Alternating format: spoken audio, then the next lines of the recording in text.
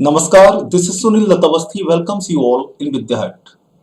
तो idioms and phrases की series में आज हम चर्चा करेंगे I-18 की।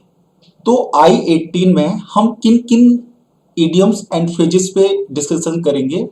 तो वो है leave one in the lurch, second है hit the nail on the head, third है have an axe to grind या an axe to grind, to get rid of, next है to move heaven and earth, next है no avail. तो पहला देखते हैं leave one in the lurch. देखिए, leave one in the lurch इसका meaning होता है desert one in difficulties, leave without help और प्रोटेक्शन, मझदार में छोड़ देना या परेशानी में छोड़ देना। कोविड-19 पैंडेमिक चल रही है। अभी हाल ही में कई सारी ऐसी न्यूज़ सुनने में आई कि देश के कुछ लोगों ने, जिन पे ऑटो थे, तो उन्होंने अपने ऑटो को एम्बुलेंस बना दिया। कुछ लोगों ने अपनी महंगी गाड़ियों को एम्बुलेंस बना दिया। जबकि वहीं कुछ लोग ऐसे भी थे जिनके पास एम्बुलेंस थी और जब लोगों को जरूरत पड़ी, आपको एम्बुलेंस दिख रही है, जब लोगों को जरूरत पड़ी तो उन्होंने लोगों की जो सिकनेस थी, लोगों की जो कमजोरी थी, लोगों की जो मजबूरी थी, उसका पूरा फायदा उठाने की कोशिश करी और मुंह मांगे दाम मांगे। तो ऐसी स्थिति में उन्होंने क्या काम किया, अपने लिए जो कर सकते थे करने की कोशिश करी, मानवता को ताक पर रख दिया और उस व्यक्ति को जो बेचारा कमजोर था, जिसे बहुत आवश्यकता थी उस समय एम्बुलेंस की, उसे मझदार में छोड़ दिया। वहीं दूसरी पिक्चर में देखिए, ये सिलेंडर दिखाई दे रहे हैं। तो बहुत से लोगों ने, बहुत से ऐसे सज्जन रहे जिन्होंने लोगों के लिए लाइन में लगकर ऑक्सीजन के सिलेंडर लिए और लोगों को पहुंचाए, मदद की लोगों की। जबकि बहुत से ऐसे लोग रहे जिन्होंने फायर सिलेंडर हैं तो उन पे पेंट करा दिया, उन पे ऑक्सीजन लिखवा दिया, है ना। तो जैसे भी कर सकते थे मौके का पूरा फायदा उठाने की कोशिश करी, बिना ये सोचे कि इससे मानवता का क्या होगा, लोगों का क्या होगा अगर यही ऑक्सीजन सिलेंडर उनके घर के किसी व्यक्ति को लगा दिया जाए और उनका कोई घर का व्यक्ति चला जाए तो क्या होगा। बिना ये सोचे मार्केट में ऐसी चीजें सप्लाई कर दी। तो हम कह सकते हैं in pandemic times some workers are taking the advantage of people's sickness and leaving them in the lurch. In pandemic time, महामारी के समय में, some workers are taking the advantage, कुछ कार्य करने वाले, आर टेकिंग द एडवांटेज, फायदा उठा रहे हैं, ऑफ पीपल्स सिकनेस, लोगों की बीमारी का, एंड लीविंग देम, और उन्हें छोड़ रहे हैं, इन द लर्च, मझदार में, परेशानी में, समस्याओं में। आगे बढ़ते हैं। Hit the nail on the head इसका मीनिंग होता है डू और से द एग्जैक्ट थिंग या B exactly right about something, सच्चाई बता देना। देखिए, अगर हम भारत की हेल्थ केयर सिस्टम को देखें तो आज जो सेकेंड वेव आई भारत में, इंडिया में जो सेकेंड वेव आई कोविड की, तो उसमें बहुत हद तक बहुत से जो जो हेल्थ केयर सिस्टम के बहुत से हॉस्पिटल हैं, चाहे भले ही वो बहुत बड़े हैं, या जो भारत का हेल्थ केयर सिस्टम है उसकी बहुत हद तक उसने सच्चाई एक तरह से बता दी कि स्थितियां बहुत बहुत ज्यादा अच्छी नहीं है। और इसका कारण अकेला ये नहीं है कि हर चीज में कोई भी गवर्नमेंट ही जिम्मेदार है, क्योंकि अगर प्राइवेट हॉस्पिटल्स को भी देखें तो उनमें भी बहुत जगह ऐसी समस्याएं सामने आई, उन्होंने भी बहुत फायदा उठाने की कोशिश करी। तो बहुत जगह देखा गया कि एक एक बेड पे दो दो लोग हो रहे हैं, है ना, नीचे लोग लेट रहे हैं।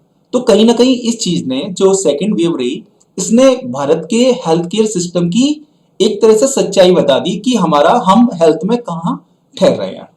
तो the peak of COVID-19 has hit the nail on the head of major problems of India's healthcare system. The peak of COVID-19, कोविड-19 के पीक ने has hit the nail on the head, सच्चाई बता the of major problems, बड़ी समस्याओं की, of India's health care system, India के health care system की बड़ी समस्याओं की सच्चाई बता दी। किसने बता दी? कोविड-19 के पीक ने। आगे बढ़ते हैं। Have an axe to grind, A N जो लिखा हुआ है, जब ये सेंटेंस के बीच में आता है तो इसका प्रोनाउंसिएशन होता है अन। अगर ये अकेला लिखा होगा तो इसका प्रोनाउंसिएशन होगा एन। तो have an axe to grind या एन एक्स टू ग्राइंड, तो इसका मीनिंग हुआ a personal interest in the matter या to have a selfish reason, अपना मतलब होना। चूंकि कोविड-19 की वेव चल रही है तो हम कोशिश करेंगे कि जो हालिया जो एग्जाम्पल्स हैं उन्हें ही लें, ताकि हम जो हमारे इडियम्स हैं उन्हें हम एसोसिएट कर पाएं। अगर हम आज अपनी पॉलिटिकल सिचुएशंस को देखें तो उसमें स्थिति क्या है कि हर पार्टी चाहती है कि उसका वोट बैंक बना रहे, वोट रहे, वोट रहे, वोट रहे, और स्थितियां चाहे कुछ भी हों, अगर कोई कमियां हैं तो एक पार्टी दूसरी पार्टी पे, दूसरी तीसरी पे, तीसरी चौथी पे, या तीन मिलके एक पे, या एक मिलके तीन पे, है ना। तो अपनी कमियों को एक दूसरे पे डालने की कोशिश की जाती है, बल्कि की जा रही है। कोई ये मानने को तैयार नहीं है कि अगर सेकेंड वेव आई तो उसमें आखिर जिम्मेदार कौन है ना। तो ऐसे ही एक दूसरे पे, अगर चाहे संसद के अंदर हो चाहे बाहर हो, मोस्टली ये चीजें होती रहती हैं कि अपने मतलब के लिए बहस करना या अपने मतलब के लिए किसी बात को किसी तरह से मोड़ना या कहना या करना। तो कहा जा सकता है in the peak time of कोविड-19 the political parties in India are working and arguing to have an axe to grind. In the peak time of कोविड-19, कोविड-19 के पीक के चरम के दौरान या चरम की स्थिति में द पॉलिटिकल पार्टीज, राजनीतिक दलों ने, इन इंडिया, भारत में राजनीतिक दलों ने, भारत में राजनीतिक दल are working and arguing to have an axe to grind, अपना मतलब होने के लिए तर्क एवं कार्य कर रहे हैं। अपने मतलब से तर्क कर रहे हैं अपने मतलब के लिए, और अपने मतलब के लिए कार्य कर रहे हैं। कोई किसी पे आक्षेप लगा रहा है, कोई किसी पे आक्षेप लगा रहा है, तो कोई भी जिम्मेदारी नहीं ले रहा है। आक्षेप लगाए जा रहे हैं, लेकिन कोई खुद को जिम्मेदार ठहराने की कोशिश, कोई खुद को अकाउंटेबल ठहराने की कोशिश नहीं कर रहा है। आगे बढ़ते हैं। टू गेट रिड ऑफ, इसका मीनिंग होता है डिस्पोज ऑफ या टू रिमूव समथिंग और समवन, अर्थात पल्ला छूटना। तो अगर देखें हम, जैसे कि हमारा जो देश है तो इसमें प्रवृत्ति रही है कि हम ऐसा नहीं करते हैं कि केवल अपने बारे में सोचें और दूसरों के बारे में ना सोचें। हमारे देश की बहुत अच्छी खूबसूरती, बहुत एक खासियत रही है कि हम अपने से पहले दूसरों का ख्याल करते हैं, अपने खाने से पहले हम दूसरे के खाने की चिंता करते हैं। तो हमारे यहाँ कल्चर भी रहा है कि जैसे देखो, ये स्टूडेंट यहाँ बैठा था, एक वृद्धा आई तो इसने अपनी सीट को खाली कर दिया, इसने विनम्रता दिखाई और विनम्रता दिखा के अपनी सीट को खाली कर दिया कि बैठ जाए। जबकि वही स्थिति देखिए विदेश की, कि देखिए ये जनाब आराम से बैठे हुए हैं, संगीत का मजा ले रहे हैं, और एक महिला अपने बच्चे को गोद में लिए खड़ी हुई है, लेकिन ये जनाब इतने ये पीछे बैठे हैं, या ये बैठे हैं, या ये बैठे हैं। इन लोग में इतनी विनम्रता नहीं है कि ये एक महिला को जो गोद में बच्चा लिए है, हो सकता है किसी झटके की वजह से वो बच्चे के समेत गिर जाए और बच्चे को चोट आ जाए, लेकिन कोई इतनी कटसी नहीं दिखा रहा है। तो कहा जा सकता है कि we should be courteous to others as stepping forward can't finish the mutual distance while going backward can't get rid of the worst memories। देखिए, we should be courteous, हमें विनम्र होना चाहिए, to others, दूसरों के लिए, हमें दूसरों के लिए विनम्र होना चाहिए। जैसे कि ये बच्चा है, क्यों होना चाहिए? एज स्टेपिंग फॉरवर्ड, आगे बढ़ना, कांट फिनिश, समाप्त नहीं कर सकता है, द म्यूचुअल डिस्टेंस, आपसी दूरी को। क्यों होना चाहिए हमें कर्टसियस? कि अगर हम आगे बढ़ भी जाएं तो ऐसा नहीं है कि अगर दो लोगों के बीच आपसी दूरी है तो वो दूरी खत्म हो जाएगी। While going backward can't get rid of the worst memories, जबकि गोइंग बैकवर्ड, पीछे जाना, कांट गेट रिड ऑफ, पल्ला नहीं छुटा सकता, पीछा नहीं छुड़ा सकता, द वर्स्ट मेमोरीज, खराब मेमोरीज से। तो अगर हमें क्यों होना चाहिए कर्टसियस, हमें नम्र या विनम्र क्यों होना चाहिए? क्योंकि अगर हम आज किसी के साथ बुरा व्यवहार करते हैं तो ऐसा नहीं है कि जैसे ये जनाब नहीं उठ रहे हैं तो ऐसा नहीं है कि 10 दिन के बाद इनके मन को बहुत अच्छा लगेगा कि इन्होंने एक नैतिकता नहीं दिखाई, तो ऐसा नहीं है। और ना ही ऐसा हो जाएगा कि ये वापस ऐसी कोशिश कर लें कि 10 दिन पीछे चले जाएं और पीछे जाकर बस जो मेमोरीज जो क्रिएट हुई है इनके माइंड में उन्हें धुल सकें, ऐसा भी नहीं हो सकता। तो इसलिए हमें लोगों के प्रति अपनी नम्रता को, विनम्रता को प्रकट करना चाहिए, काइंडनेस को प्रकट करना चाहिए और लोगों की मदद करनी चाहिए। आगे बढ़ते हैं। To move heaven and earth, बहुत बहुत प्यारा इडियम है और बहुत ही प्यारा एग्जाम्पल है इसका, है ना। और जो लोग मेहनत कर रहे हैं उनके लिए पैरागॉन है ये। और मतलब इससे खूबसूरत कोई एग्जाम्पल नहीं मिल सकता व्यक्ति को मेहनत करने से, मेहनत करने के लिए, प्रेरित करने के लिए, है ना। पहले अर्थ देख लेते हैं। To move heaven and earth, to make a supreme effort या to do everything to achieve something, एड़ी चोटी का जोड़ लगाना या जमीन आसमान एक करना। ये देखिए माउंटेन मैन दशरथ माझी जी एक लिबरेटर थे ये।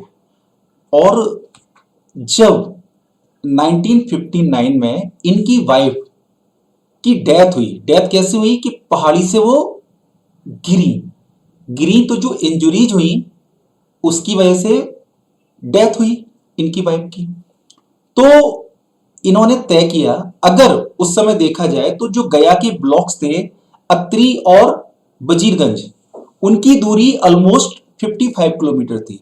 ये लेबरर थे, है ना, ये एक मजदूर थे, गरीब थे, तो नहीं थी सक्षमता कि इतनी दूर गाड़ी से एकदम ले जा सकें। तो इन्होंने तय किया कि ये इस माउंटेन का जो माउंटेन की जो ये चोटियां हैं उनका सीना चीर कर रास्ता बना देंगे और उससे जो दूरी थी दोनों ब्लॉक्स की उसे कम करेंगे।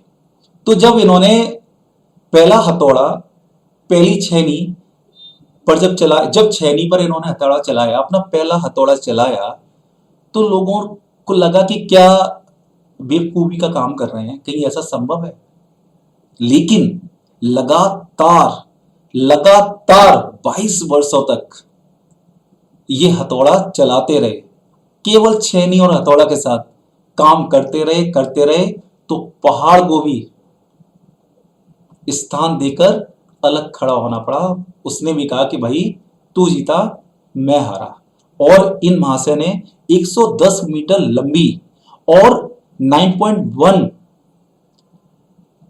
मीटर चौड़ी और 7.7 मीटर गहरी इन्होंने रास्ता बनाया। हालांकि इनकी मृत्यु के बाद वो रास्ता पक्का हो पाया, वो रास्ता पक्की सड़क में तब्दील हो पाया। तो कितनी आयरन विल थी इनके अंदर कि इन्होंने एड़ी चोटी का जोड़ लगा दिया अपने काम को पूरा करने के लिए, अपने उद्देश्य को पाने के लिए। और 22 साल तक लगातार इन्होंने हथौड़ा और छेनी चलाई। और जो गया के ब्लॉक्स थे अत्री और वजीरगंज, उसकी दूरी जो कि 55 किलोमीटर थी, जब ये रास्ता बन गया तो वो दूरी 55 किलोमीटर से घटकर केवल 15 किलोमीटर रह गई। तो the mountain man Dashrath Manjhi moved heaven and earth to carve a path through a ridge of hills using only a hammer and chisel.